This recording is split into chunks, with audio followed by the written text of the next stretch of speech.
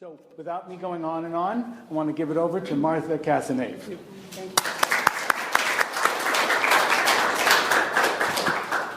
Okay, so I'm just going to give a very short little presentation here on pinhole photography. Chris Patton is a person that I teach pinhole workshops with, who is, we call it a dog and pony show. I'm the dog, he's the pony, because he's a scientific person and he gets into all the optics and the scientific things that nobody understands, and I just do the art. Okay, so what is a pinhole camera? It is any kind of light tight container that's got a little tiny hole. It's the oldest optical system that we have. Believe it or not, this is a pinhole camera. You can make your mouth into a light tight box and you can go and make a picture.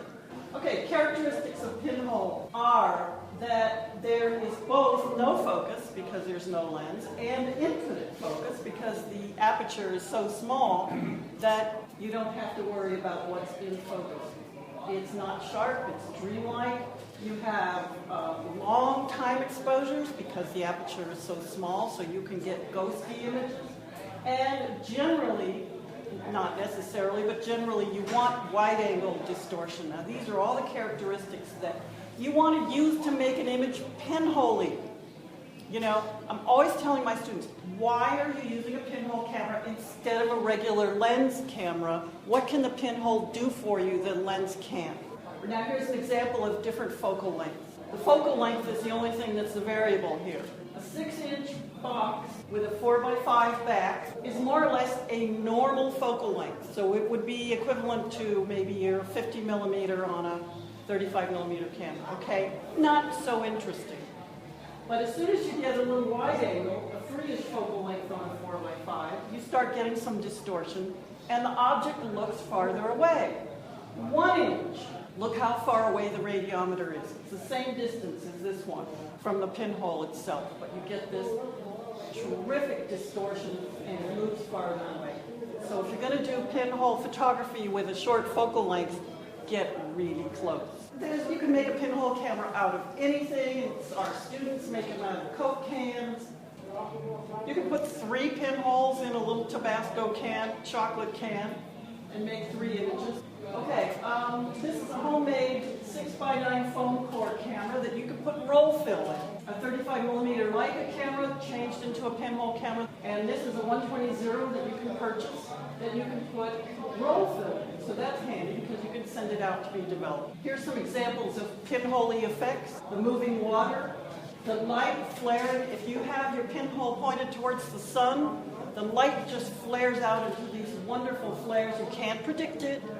And if you're working with color, the light breaks down into the colors of the rainbow, the prism colors, so it's very, very cool.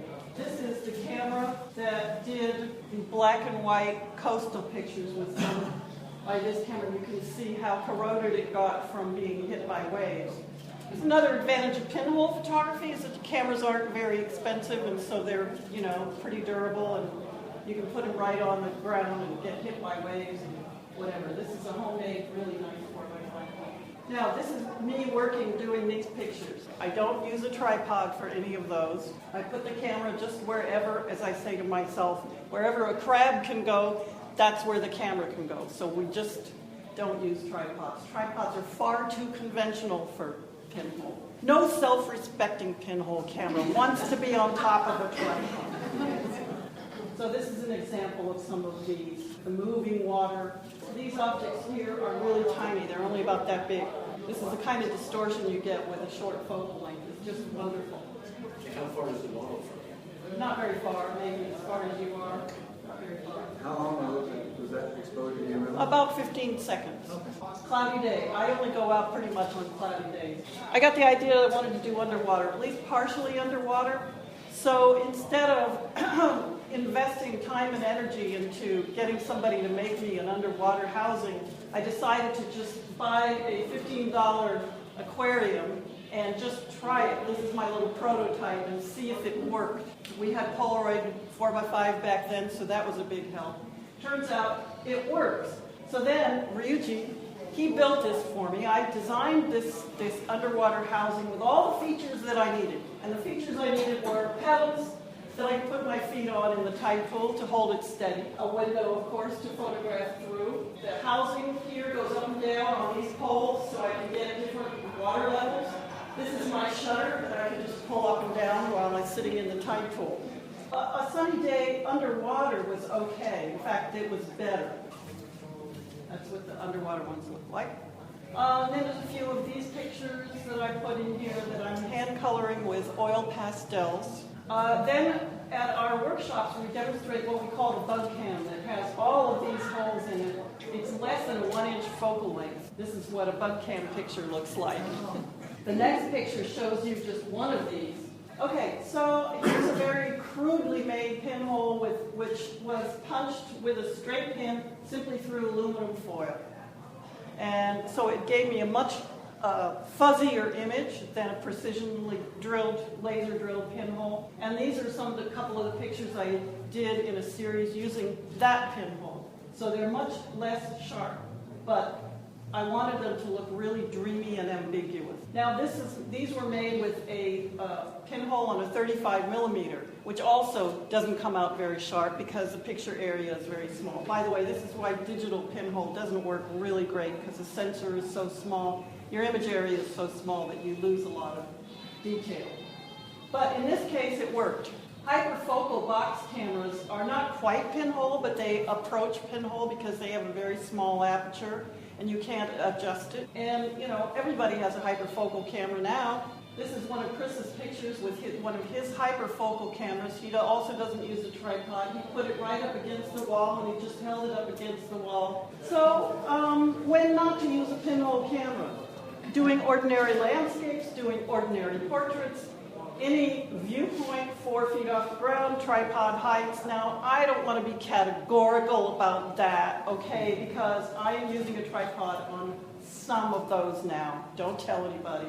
Why would you use a pinhole camera to do an ordinary landscape or an ordinary portrait? Pinholes are extraordinary, super ordinary, surreally ordinary. Why use a pinhole camera? To express dreams, memories, fantasies, or narratives. Not concrete, specific reality. To show unusual viewpoints, to make use of wide-angle distortions, to show the passage of time. You can make ghosts, misty water, clouds, movement, to play with near and far elements, and to make candid images like in Chinatown where nobody knows you're photographing. No viewfinder, no batteries, nothing. I love it. What kind of film do you use? 4x5 Tri-X. ISO 400. How do you determine exposure? Yeah, there's a number of ways. You know, my students tell me there's an app for that now. What I use is I have a spot meter that goes to f128. And because this is 2 stops smaller than f128, I take a reading at f128 and extrapolate from there and then double it for reciprocity failure. That's how I do my exposures. Could you say it one more time? Okay. That was not. I have a spot meter. The smallest f-stop marking on that is f128. It doesn't go any smaller than that because it's not made for pinhole, right? So this pinhole is 2 stops smaller than f128. So I take a reading for f128, extrapolate 2 stops more exposure from that, and then double that for reciprocity failure. It works.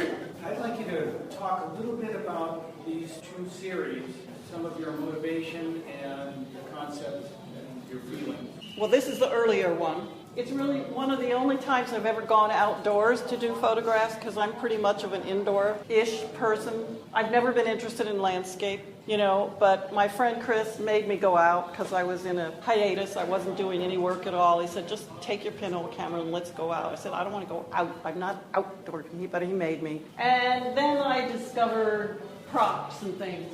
Well, then I realized that in his office he had hanging a whole 19th century outfit. He had 19th century clothing, 19th century camera gear, telescopes, everything. And I said, it's all over for you. He had to be a model in my pictures because I'm basically still not interested in landscape. I like the narrative quality of having a mysterious figure in there.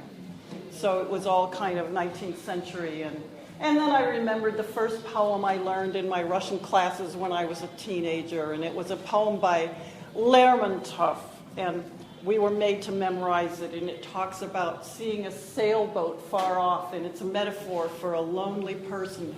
It says, what is he looking for? What is he running away from? You know, so then this figure kind of became someone who was looking for something, but maybe also avoiding something. And then this series, I got started going around all the touristy places in my area. And I thought that hand coloring would be good for that because it's not quite as serious in a way as this work. What do you use as far as medium for coloring? Oil pastel sticks. Well, thank you so much. You're welcome.